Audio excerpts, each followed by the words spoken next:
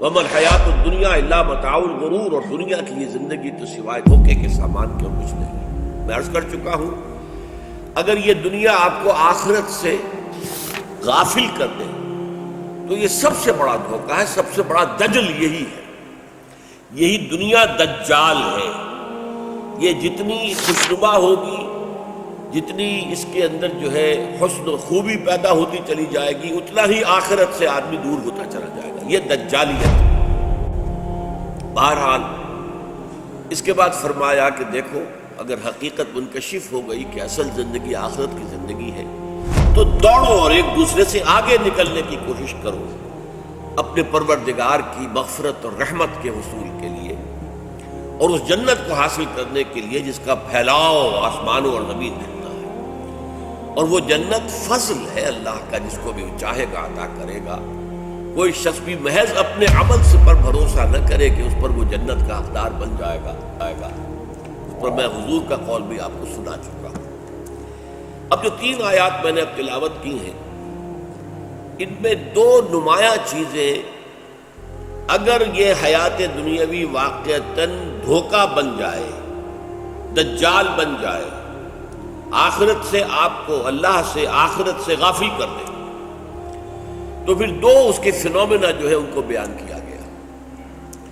ایک شے یہ ہے کہ انسان پھر دنیاوی مصائب سے بہت متاثر ہوتا ہے، رنج غم، یہاں تک کہ بعض فلسفیوں نے تو کہا ہے کہ زندگی نام ہی رنج و غم کا ہے۔ قید و حیات و بند و غم اصل میں دونوں ایک ہیں۔ موت سے پہلے آدمی غم سے نجات پائے کیوں؟ غم ہی غم، غم ہی غم۔ گوتم بدھ کا فلسفہ ہے سروم دکھم، آل از پین، آل از سفرنگ۔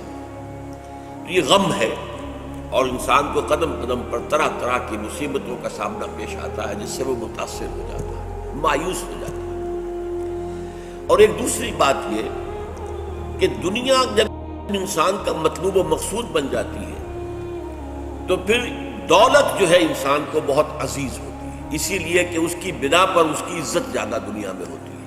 عام طور پر آپ دیکھیں گے جس کے پاس دولت زیادہ، اس کی عزت زیادہ۔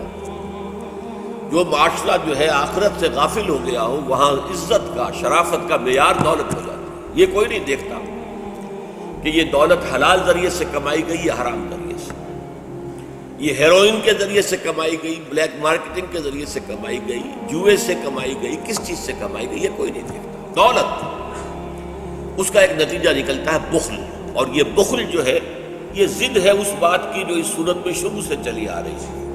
آمنوا باللہ ورسولہ وانفقوا مما جعلکم مستخلفین فیہ۔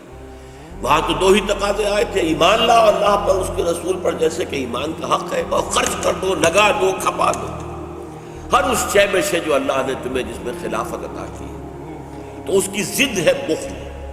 جب دنیا مطلوب ہو جائے گی تو پھر بخل جو ہے یہ اس کا لازمی تقاضا